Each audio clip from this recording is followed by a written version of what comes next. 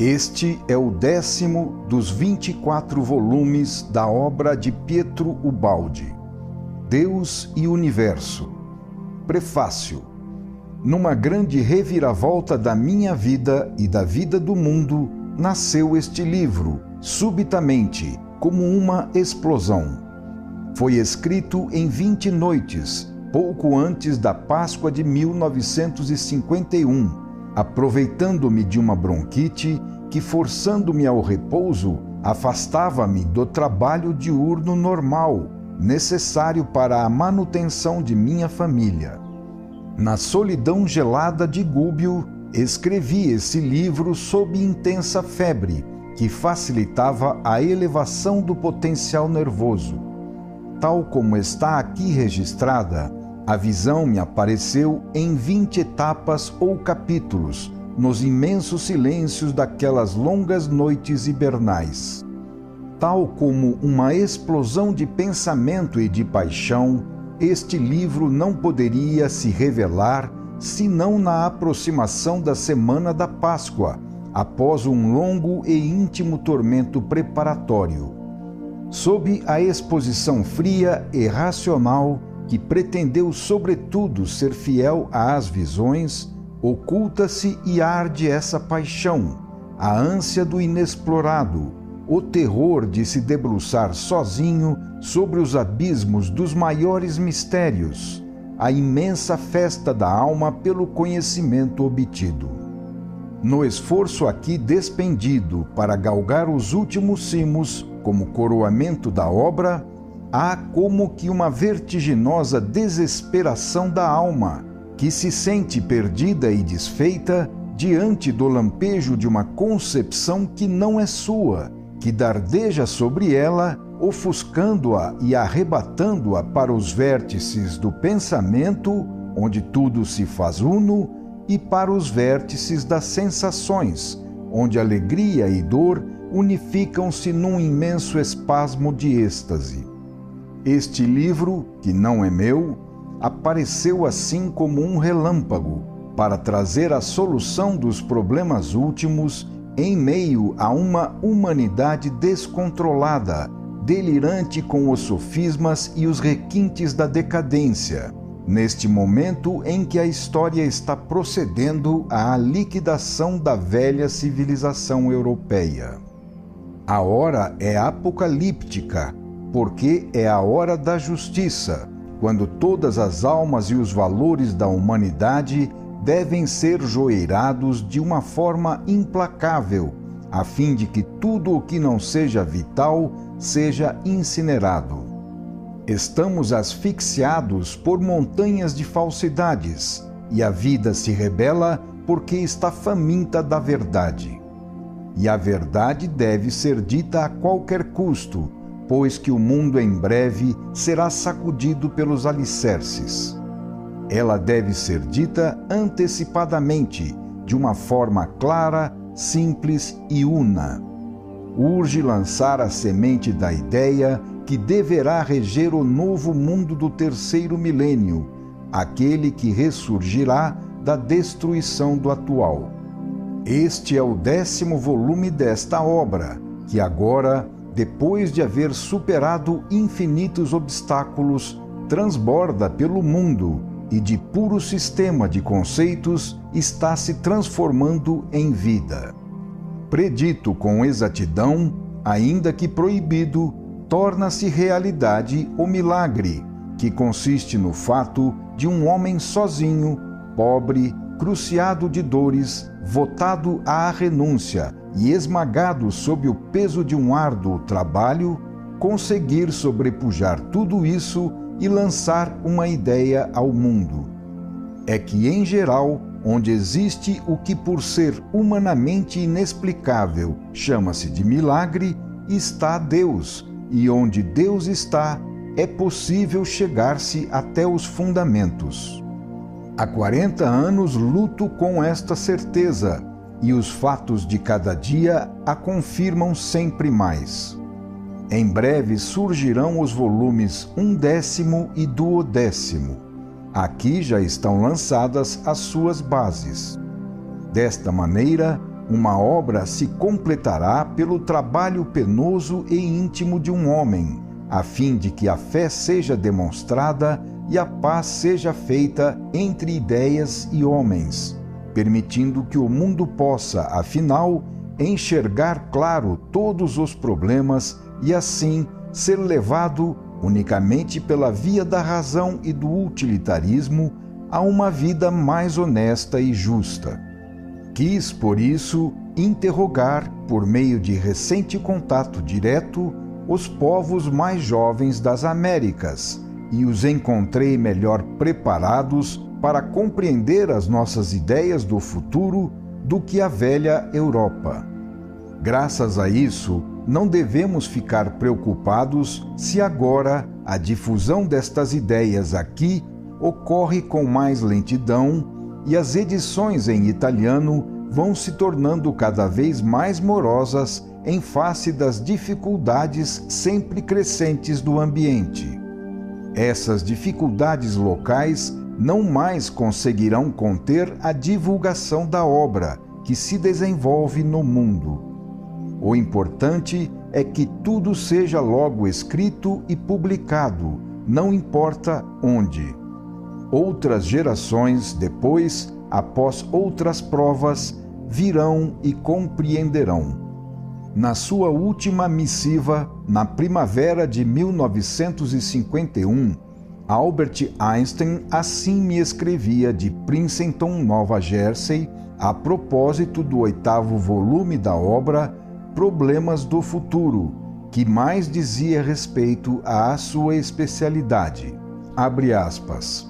Estudei parte do seu livro e admirei a força de expressão e a vasta extensão de seus objetivos. Fecha aspas. O presente volume, no entanto, está construído em outro terreno, que podemos chamar de teológico e que está além da ciência atual.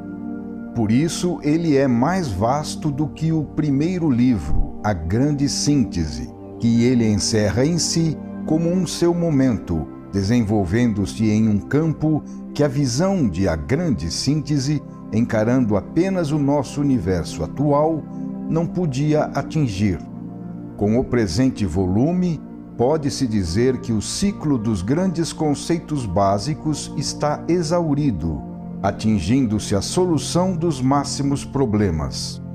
Possivelmente, depois deste esforço de racionalismo cerrado, o 11º volume deverá, por compensação, assumir característica oposta, no sentido de vitória da vida no espírito.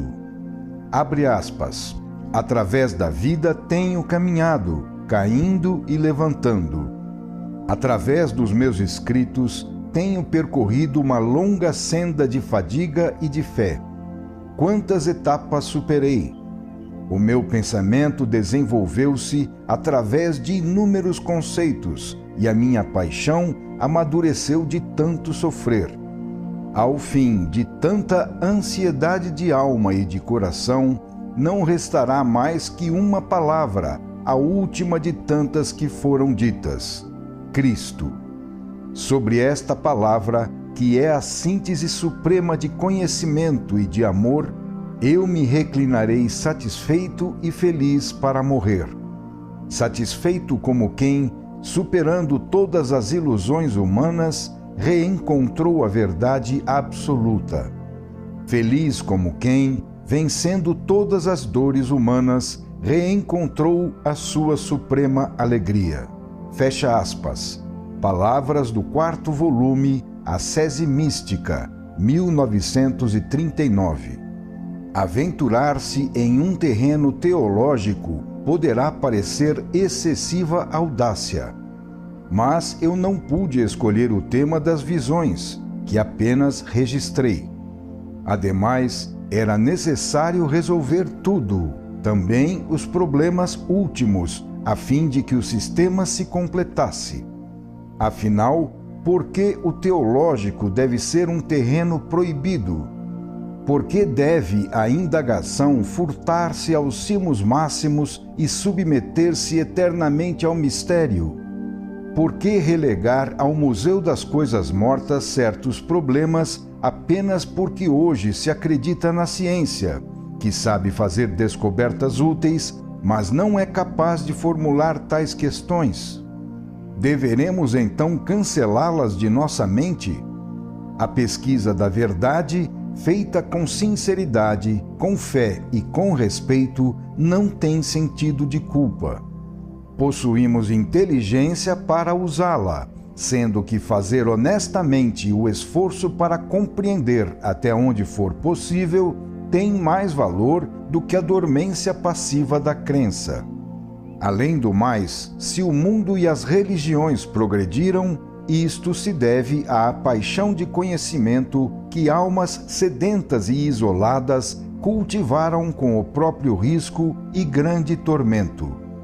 A este propósito, nos permitimos citar algumas páginas de Giovanni Papini, em suas Cartas do Papa Celestino VI aos Homens, páginas que ninguém taxou de heterodoxia.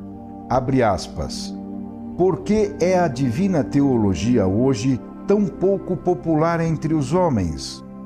Por que a ciência suprema, a ciência de Deus, é hoje ignorada, mesmo pelos não ignorantes? Por que a vemos, sobretudo em nossa igreja, relegada às classes dos seminários e aos estudantes dos mosteiros?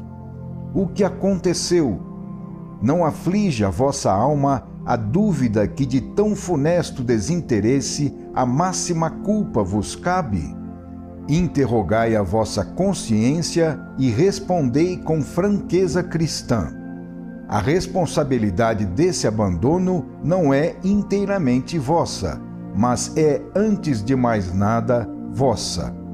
As grandes coisas jamais são vencidas pelos adversários, mas sim pela fraqueza e infidelidade dos seus divulgadores. Que uso fizestes, de muitos séculos para cá, do patrimônio sobrenatural que vos foi confiado? Por que permitistes que outros tenham tomado o seu lugar na atenção dos pensadores? A verdade, dolorosa verdade, é que a vida ardente e criadora de pensamento afastou-se de vós. Depois de São Tomás, não fostes capazes de construir uma nova e poderosa síntese teológica. De há muito tempo não aparece entre vós um gênio que saiba, como os grandes escolásticos, conduzir à meta única por novos caminhos. Não soubestes acrescentar uma nova prova da existência de Deus depois daquelas apresentadas por Santo Anselmo e São Tomás. Não soubestes oferecer uma ideia mais profunda da redenção depois de Duns Scott, nem soubestes verter o vinho eterno da verdade em odres ardentes, em cálices de cristal mais puro. A escolástica decaiu pelos excessos de sutilezas verbais e pelo pedantismo sofístico dos ocamistas. Vós a depositastes decomposta no féretro lúgubre da repetição.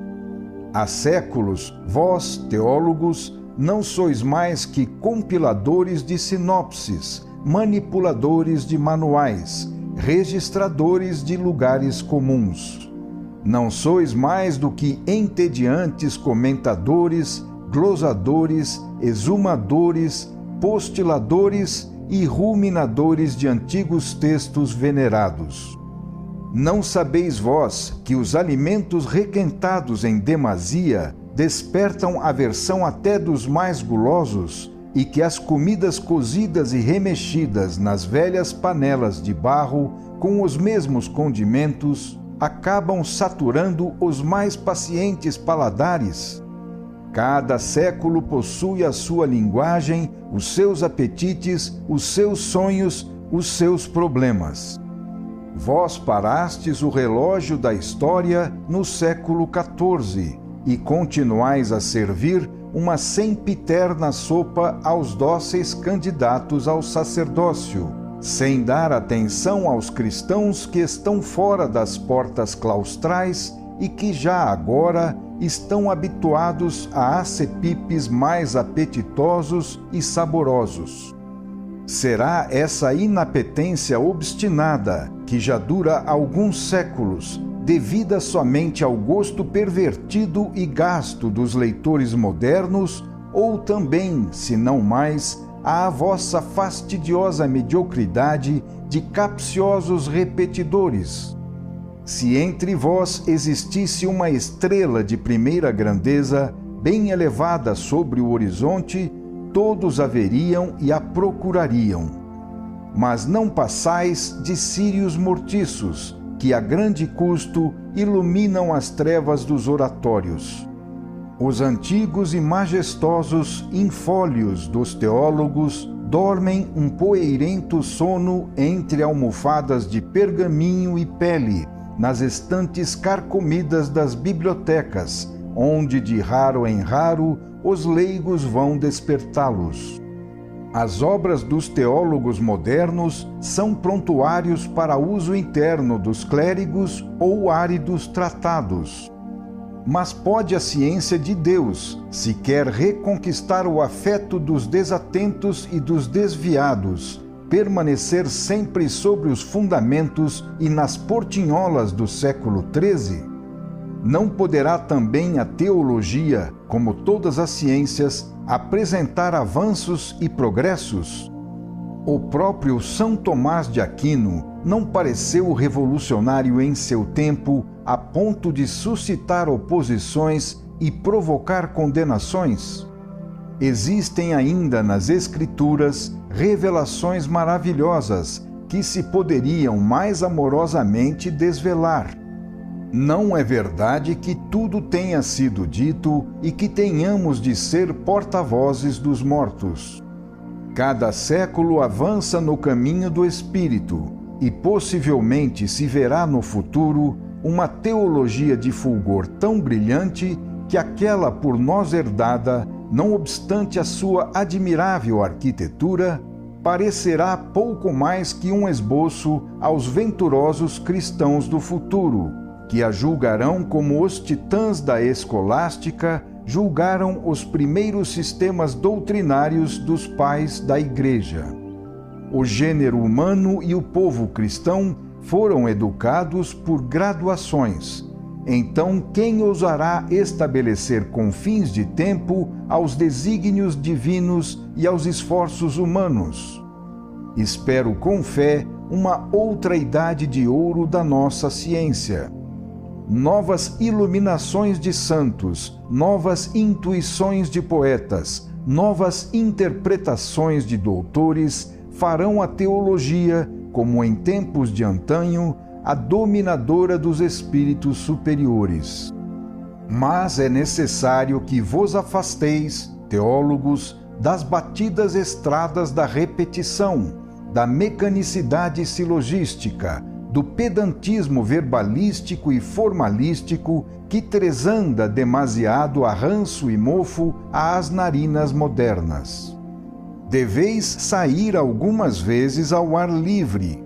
Não desdenheis de aprender alguma coisa com os não-teólogos.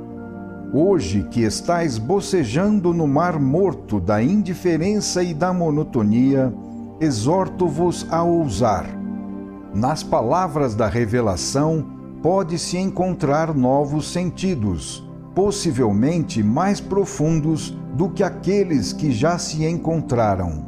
Aos dogmas, a esses dogmas, pode-se chegar por novas vias, ainda mais firmes do que as das velhas estradas. Dos homens de estudo e de engenho dependem sempre, em última instância, as opiniões e os pendores das multidões. Se conseguirdes reconquistar as aristocracias do espírito, vereis logo depois que os povos as seguirão. Bastaria uma inspiração audaz e feliz para fazer convergir de todos os lados os sequiosos. Muitos têm sede hoje. Fecha aspas. Assim falou Papini. Transcrevemos suas palavras apenas porque, ditas por ele, catolicíssimo, encontram receptividade na Itália, enquanto ditas por nós seriam condenadas como heresia. Embora este livro, por necessidades editoriais, deva vir a público primeiro em português, no Brasil, em vez de italiano, na Itália, ele foi, todavia, escrito na Itália, levando em consideração as diretrizes do pensamento europeu, que não são idênticas às brasileiras. Levou-se assim em linha de conta, sobretudo, o pensamento católico. Todavia, foram-lhe acrescentadas algumas páginas no Brasil para que ele se colocasse também com imparcialidade e universalidade diante do pensamento espiritualista e espírita. Com respeito ao pensamento espírita, podemos afirmar, a quem teme que este livro fuja ao seu ponto de vista estritamente ortodoxo, que ele pode constituir uma das maiores provas da reencarnação. E, de fato, o sistema aqui exposto admite e prova que houve uma criação única de espíritos e que, justamente em razão da queda ocorrida na fase de descida ou involução, os espíritos decaídos, sempre os mesmos filhos da criação única, devem depois, no decurso da fase de subida ou evolução, reencarnarem-se infindas vezes na matéria, que é filha da queda, para espiritualizá-la novamente através das provas e da dor, para que tudo retorne e se reintegre em Deus. Uma grande vida, eterna como a originária, mas agora fragmentada na queda, em inúmeras vidas e mortes sucessivas na matéria, constitui elemento necessário e fundamental do sistema. É a imprescindível condição do processo evolutivo. O sistema é todo sustentado pela ideia reencarnacionista, que tão firme se abriga no coração dos espíritas. Esta teoria encontra aqui, mesmo quando explicitamente nela não se fala, uma confirmação, uma prova, uma demonstração. Sem ela, cairia o sistema exposto neste volume, como cairiam também a grande síntese e toda a obra. Se o leitor encontrar aqui conceitos que não são aqueles habitualmente repetidos, recordará que sobre o problema teológico propriamente dito, a doutrina espírita ainda não se pronunciou em definitivo, pois é uma doutrina em desenvolvimento, aberta sempre a novos aperfeiçoamentos, que a amadurecem e a fazem evoluir sempre mais. Na noite de 9 de maio de 1932, eu registrava, por via da inspiração, uma mensagem particular para Mussolini, que lhe foi entregue na tarde de 5 de outubro do mesmo ano. Ele a leu e agradeceu através de autoridades governamentais. Tudo está documentado, inclusive na imprensa. Eis algumas frases da mensagem. Abre aspas. Trata-se de ajudar o nascimento da nova humanidade, que surgirá da convulsão do mundo. Evita com todas as tuas forças qualquer guerra. Não há razão humana que possa justificar hoje uma guerra que, com os odiernos meios de destruição, significaria uma tal catástrofe que poderia assinalar, através da invasão asiática, o fim da civilização europeia e impeliria, enfim, a civilização a emigrar, depois de tremendos cataclismos, para as Américas. Fecha aspas. Outras mensagens, depois transmitidas, diziam, entre outras coisas, o que se segue. Abre aspas. O momento histórico está maduro para grandes acontecimentos. O momento histórico chegou, porque hoje fala a dor. O momento histórico é grave, porque a dor falará ainda tremendamente, como jamais falou. A civilização europeia, que é civilização cristã, ameaça ruir. A presente tranquilidade operante é a calma que precede as grandes tempestades. O mundo hoje joga tudo e por tudo. Fecha aspas. Estava-se assim, em 1932, bem distante das condições mundiais que somente hoje começamos a ver claramente e que naquela ocasião foram previstas com exatidão. Para quem tem olhos para enxergar, o plano de Deus é evidente. É vontade sua que no ano 2000 deva surgir uma nova civilização do Espírito, em que o Evangelho seja vivido seriamente, a fim de que Cristo não se tenha sacrificado em vão. E esta hora, já anunciada há 20 anos, chegou, conforme foi mencionado aqui e em outras mensagens já publicadas. Pode-se atingir esta meta por duas vias: corrigindo-se espontaneamente pela mudança para uma psicologia inteiramente integrada no amor evangélico, ou então continuar a trajetória iniciada com uma guerra que poderá destruir o hemisfério norte e a sua civilização. Em qualquer caso, o plano de Deus se realiza. No primeiro caso, pela rápida compreensão de seres inteligentes.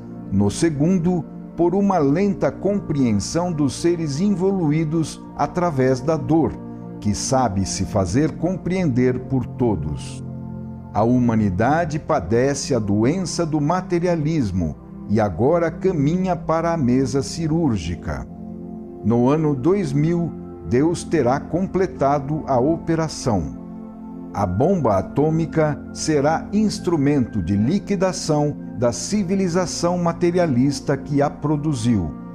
A destruição bélica, se essa for a via que o mundo escolher, será a obra de Satanás, que terá a incumbência, assim como a traição de Judas preparou a redenção, de preparar a nova civilização do Espírito.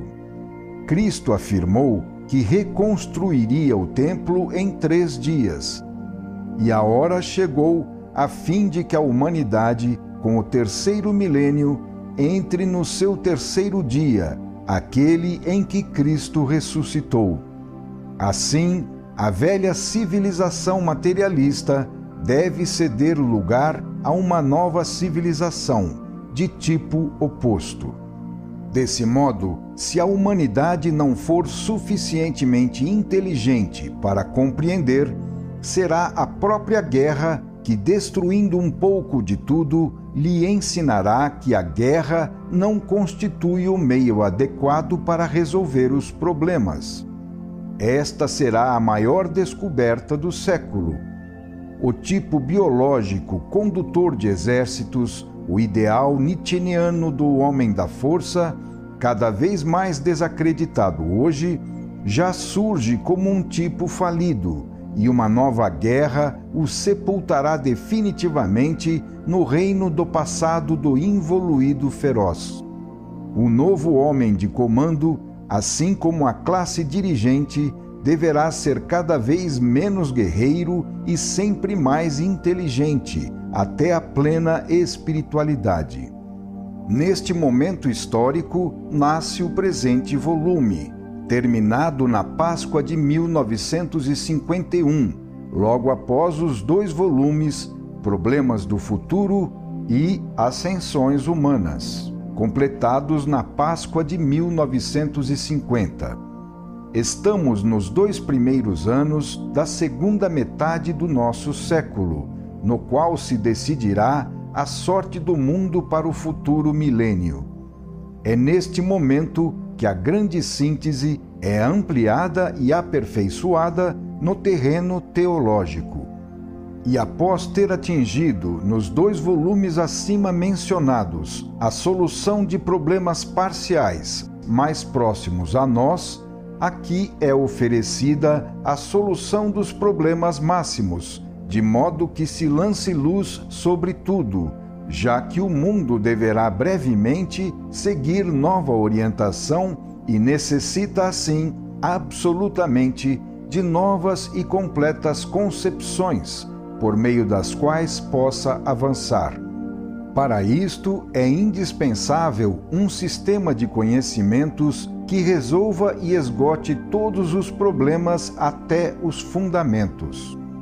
Para que se possa ter uma orientação até a realidade da vida, é necessário, portanto, resolver também os problemas últimos, reservados à teologia, hoje negligenciados como inúteis pelos espíritos adormecidos no materialismo.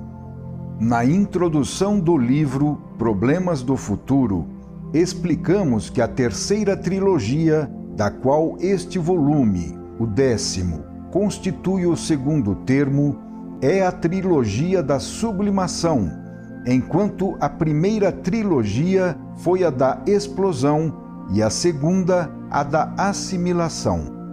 Assim, após o primeiro momento de simples espontaneidade inspirativa e superado o segundo de introversão reflexa, agora assistimos aqui ao desenvolvimento do terceiro momento, em que, por meio de uma maturação cada vez maior, os motivos da primeira trilogia são retomados, desenvolvidos e potencializados em uma sempre mais profunda compreensão, elaboração na qual eles se completam e se consolidam definitivamente.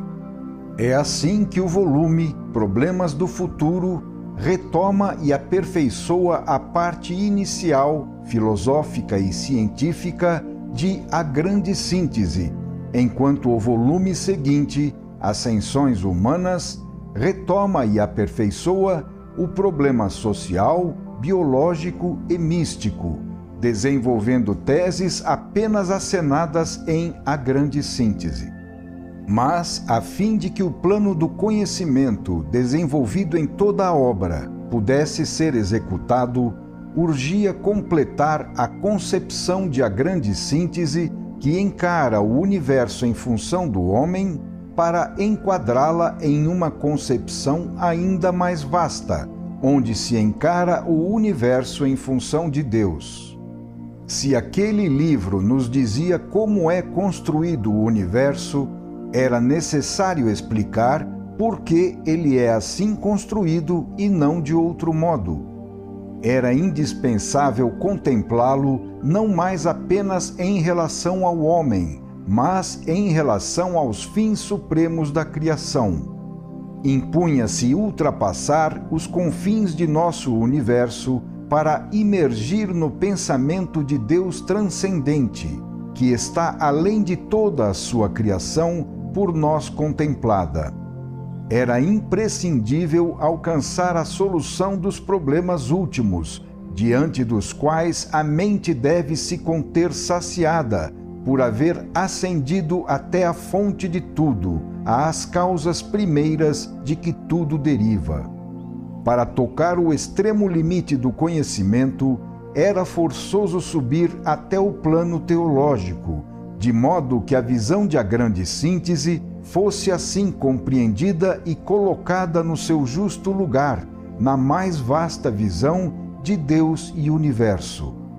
O primeiro livro parte da Gênese para alcançar o homem.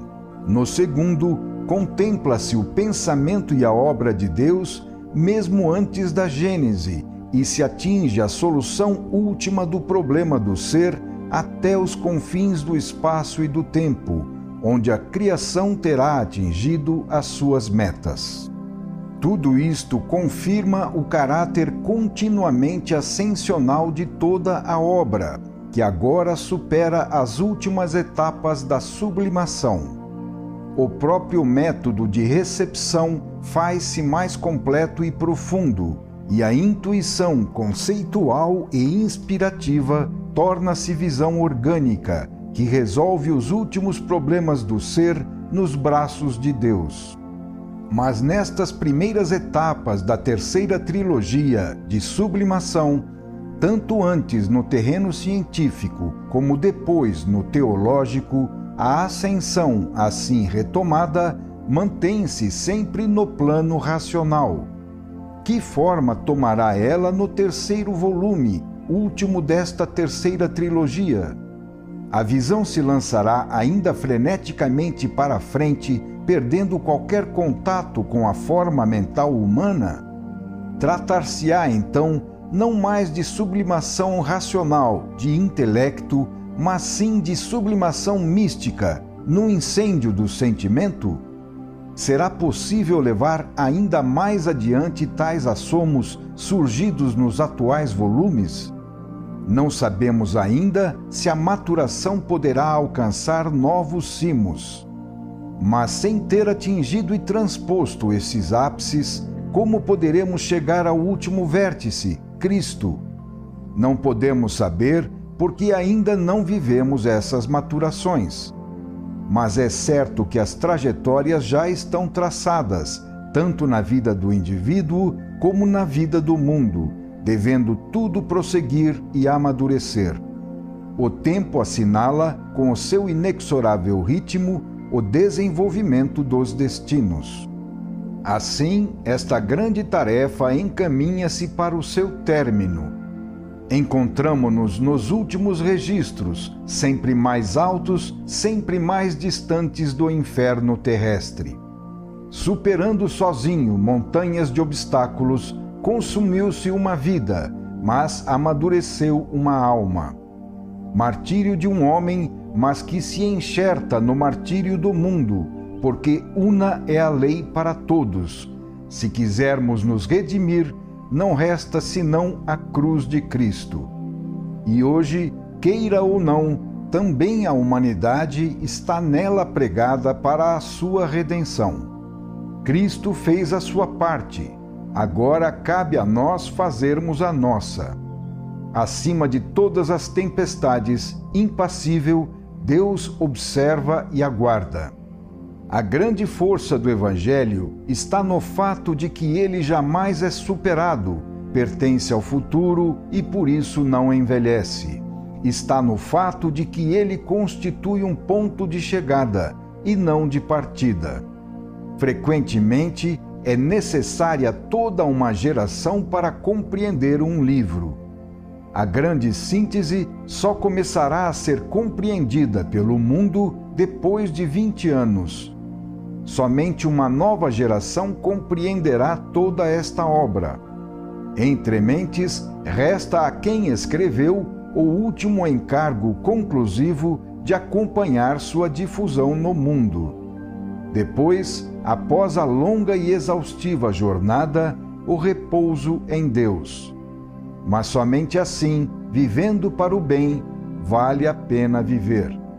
Agora que o ciclo volta-se ao seu fim, podemos ver que tudo se desenvolveu com a calma das coisas pré-ordenadas por uma vontade superior, segundo um plano em que cada momento está no seu lugar, na sua justa posição, ainda quando se defronta com obstáculos e quedas.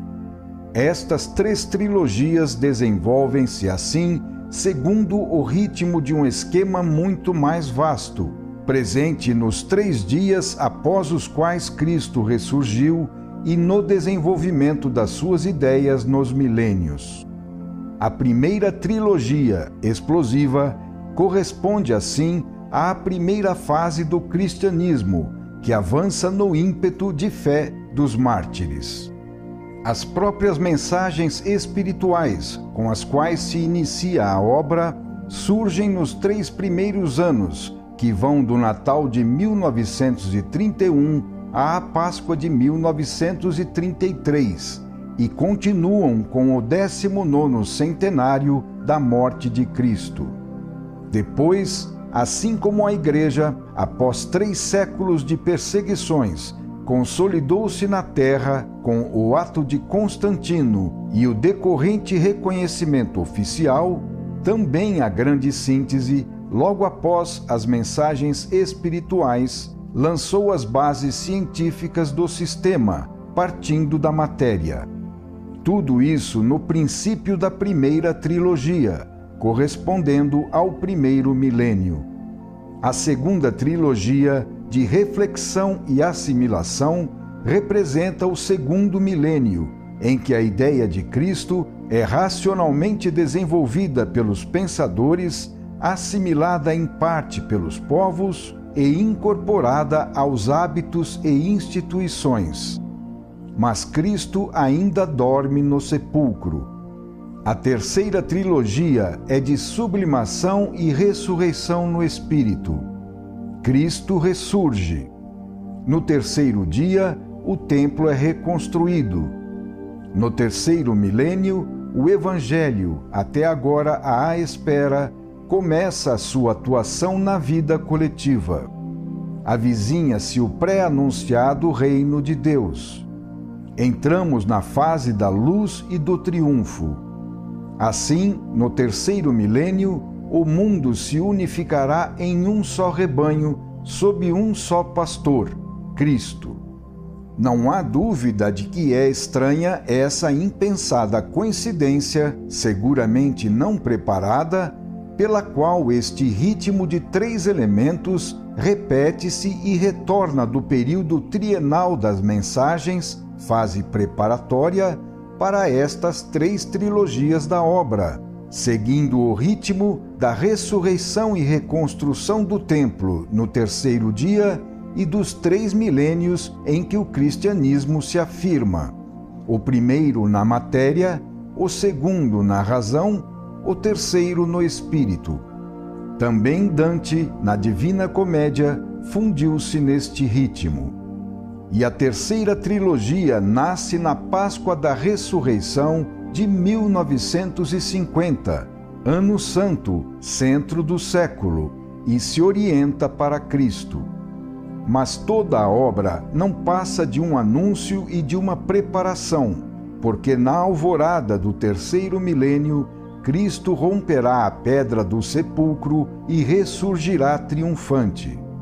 E a humanidade ressurgirá com ele. Gúbio, Páscoa de 1951. Final do prefácio.